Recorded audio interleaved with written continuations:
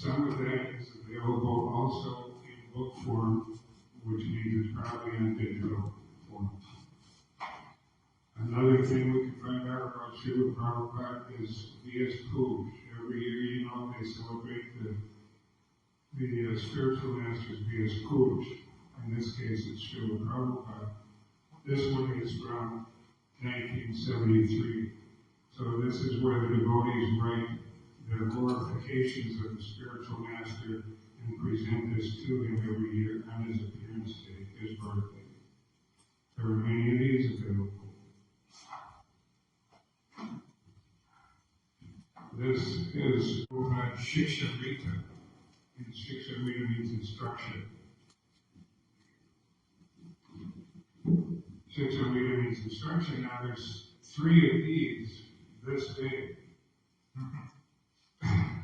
What these are is letters that devotees have written to Srila Prabhupada. Srila Prabhupada corresponded with devotees, especially during the early years, all the time, by letter, every day. He spent so many hours a day answering devotees' questions. What about this? What about that?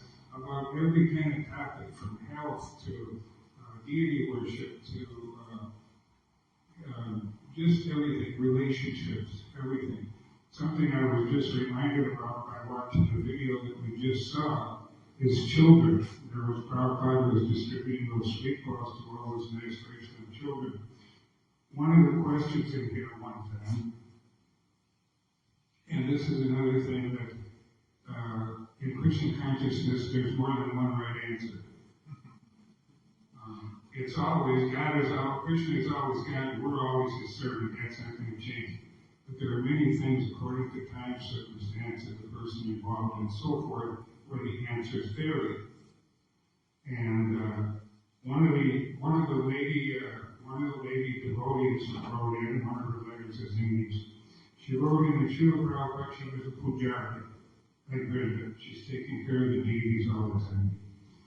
So she wrote into Srila Prabhupada, I have children, and I can't divide my time between my deity worship and taking care of the deities, dressing and bathing and so forth, and my kids at the same time. It's very, very difficult for me. What should I do? And Prabhupada's answer was, the children are more important for you to care for than the deities. First and foremost are your children. You're blessed with Vaishnava children, and they need the utmost of care and attention and love. So he prioritized that even over deity worship. If you have time, then you can worship the deity. Thank you very much. Hare Krishna.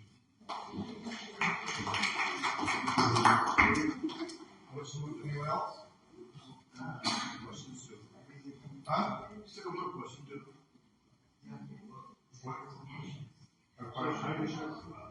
Thanks for sharing all these information on books. Yes, sir.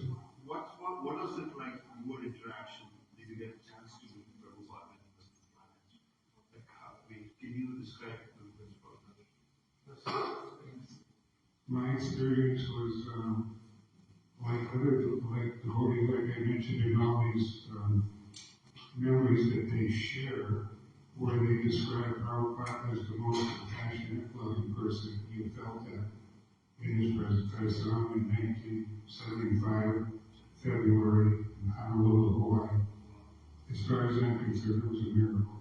It just happened, but totally Krishna's mercy, unplanned, totally. It's just a miracle that it happened, but somehow I got over there, and I was already there, and et cetera, et cetera. So I got to see him for a few days at the Honolulu temple. And,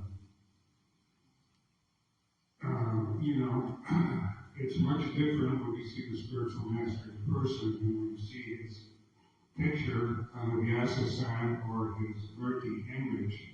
And for me, it was very, at the same time, simultaneously scary, because I know who I am and what I've done in my life. And at the other hand, I know this is the most wonderful experience that I'm ever going to have in my life, and it's the greatest blessing. So, like many devotees describe like that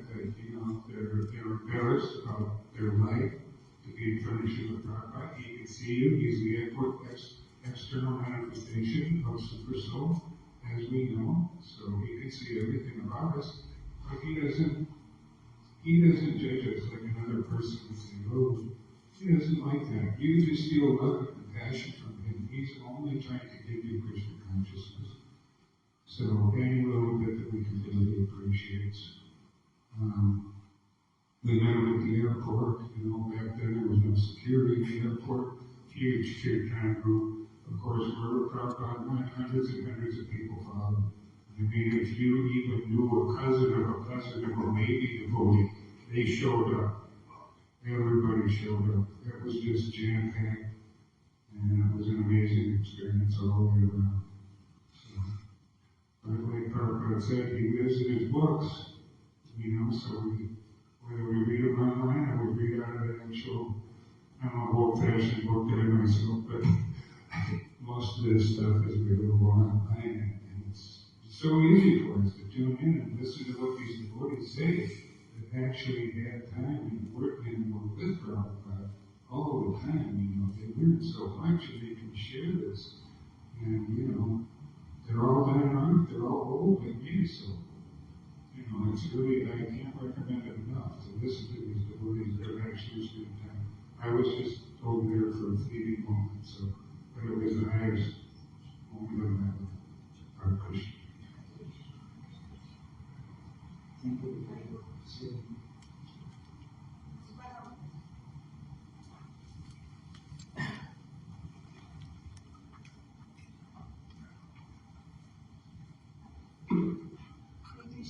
Every single time I was given mic to talk about, our feelings about Prabhupada, I always feel like I never did justice. So today I gathered all my thoughts and I put it in a form of a note.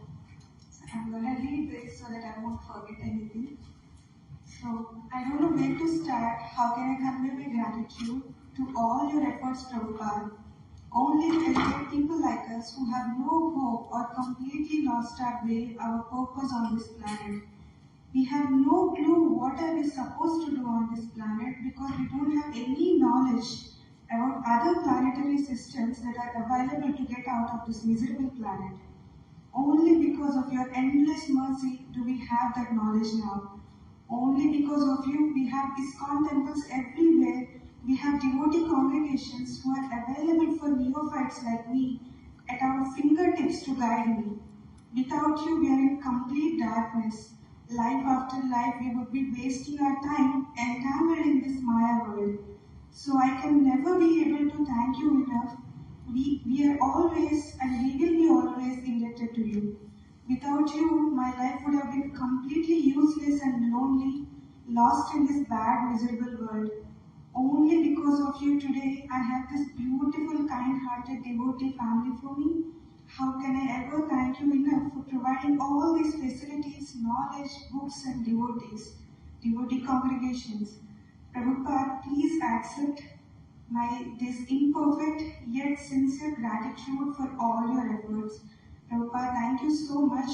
I'll always pray for your guidance to support this mission that you have, Chaitanya Mahaprabhu have started, and on your spiritual master's instruction, you have did your best to take this throughout the world, and I promise to my best ability, I'll continue to support this mission as much as I can. Prabhupada, I always remember your instruction that you gave to your disciples. Despite your differences, I want you all to work together. This instruction got stuck in my mind because Prabhupada knows when he gave this instruction, we as disciples will always have differences in a mission to continue working together.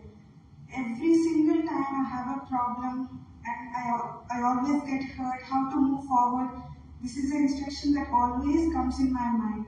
And this helps me to move forward with so much of positive energy.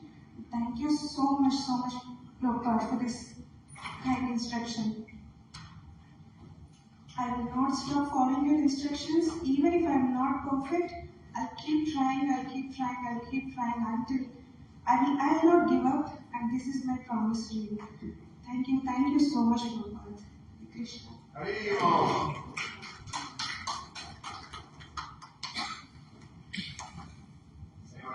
Any other devotee wants to say?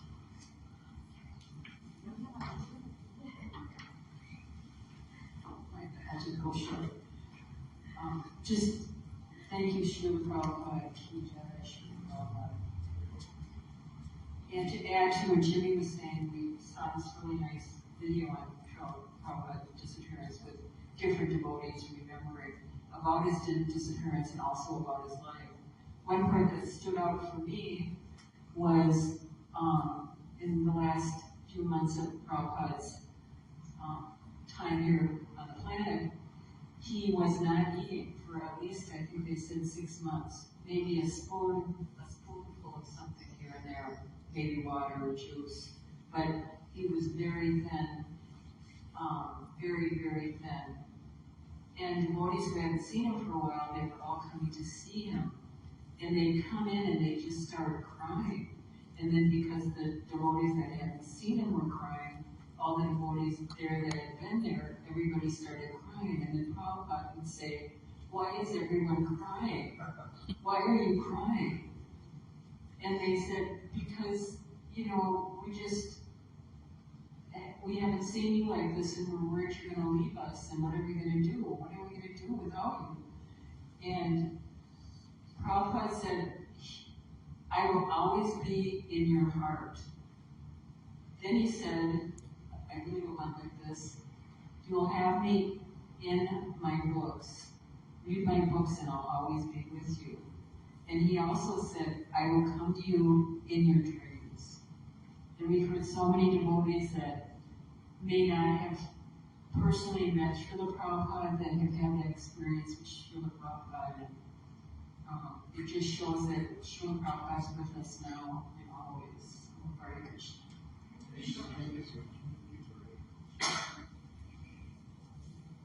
Any other devotee want to say? Hare Krishna. Jai Srila Prabhupada. So in 1960s, the decade of 60s, many important things happened in the US. Neil Armstrong, many of you know, he landed the moon, and he made a very famous statement, like, a small step, a giant leap for mankind. Right? But that is, if you look at it, from then onwards, things have exploded in terms of technology and the utility for human beings in terms of GPS navigation, satellite, space technology. But this is the one part. As long as we live in this material world, we need a GPS guiding us to navigate with things. I don't even know how people navigate without a GPS before the advent of all that. Right? They need a navigator on the side to go to the map and tell you that. Right? It's happening online real time. Right? So I'm not talking about space technology, but that's the beginning. Right? But another giant leap for mankind is, really speaking, it's Prabhupada's arrival in 1960s, the middle, and he invented ISKCON, International Society for Krishna Consciousness. It was founded in New York, actually. So that has actually kind of started and also revolutionized how we feel and how we practice spiritual science. Like everybody was mentioning earlier, we are not this human body, we are spirit soul. Actually, there's a t-shirt there. It's a nice t-shirt. Like we say pronouns, like he, him, she, and her. Right? Our pronoun is not, it's spirit soul actually. We are just currently in this human body. We could have been an animal, we could have been anything. We do not know what we are going to be in the future. So what's more important is, please keep coming to this kind of a place and associate with devotees. More so, Prabhupada has never left actually. He lives in his books actually. If we read his books, we get his association, and the so-called GPS is God positioning system. So we can come to know how to navigate, how to reach to Krishna eventually. Maybe it will take multiple lifetimes, but we have to read books. That's the best thing. We don't have to preach, and we have to distribute books. Hare Krishna. Thank you. Any other devotees? Yeah. So, I'll say my experience. I cannot say my experience because in my view, Prabhupada is still here. And it somehow in mind, never goes, he is not. He is always, he is listening, all of us, what he spoke just now. He was listening, and he keeps listening. He is going to keep listening forever. In the mankind is there. And I see this moment he started, and this is still going on. And his family, Prabhupada family, is still growing day by day. I see the number of temples, I see the number of devotees, I see new devotees coming. That indicates he's sending. He's still preaching. He's preaching somewhere. He's asking. He's requesting some time. He's begging some time also. And that results we can see we all here. So with that, I think every devotee talked about Prabhupada, still he lives in his books. I do feel that by reading his books, it definitely opens the eye. It opens the contaminated heart that we have millions of lives with him. So I request you of all of you, including me, read the Prabhupada books. And Prabhupada must will definitely focus on all of us. Thank you. Thank you, Prabhupada. Thanks. Okay. All right. No, I have nothing to say. Yeah. So now we're going to do RT for Srila Prabhupada. So